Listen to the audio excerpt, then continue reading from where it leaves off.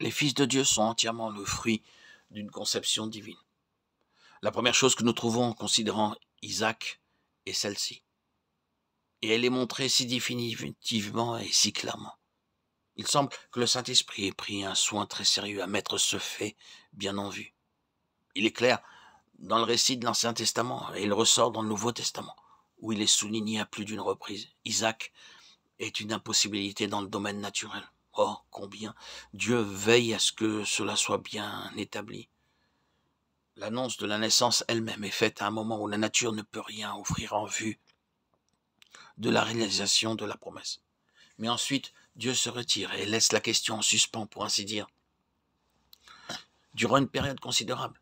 Et chaque moment et chaque journée remet de plus en plus la chose au-delà de tout espoir humain. C'est ainsi que lorsqu'Isaac naquit, enfin, il fut prouvé être ce que l'on ne pouvait attribuer à rien dans tout le royaume du fruit naturel.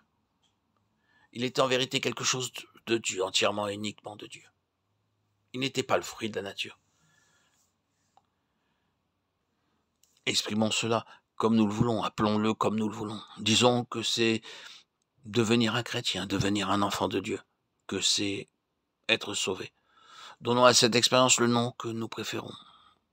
La réalité qui y répond est entièrement en dehors du pouvoir de la nature. L'on ne peut pas, par aucune ressource en dehors de Dieu lui-même, devenir un enfant de Dieu. Je sais combien cela est élémentaire et cependant, il peut être nécessaire de le rappeler. Il n'y a rien que nous puissions faire, aucun fruit que nous puissions produire, rien dans tout notre effort et toute notre énergie qui puisse accomplir cela. Aucune lutte, aucun effort, aucun combat, aucune larme, rien de ce qui est de la nature ne peut produire cela. Ce qui est né de la chair est chair. Et cela signifie dans la Bible que la chair, ce n'est pas ce qui est né du corps. C'est quelque chose de plus que cela. La chair signifie ici le pouvoir naturel. C'est pourquoi nous ne pourrons jamais, ni par le raisonnement, ni par la discussion, ni par l'insistance, ni par la persuasion, ni par les caresses, obliger une âme à devenir un enfant de Dieu.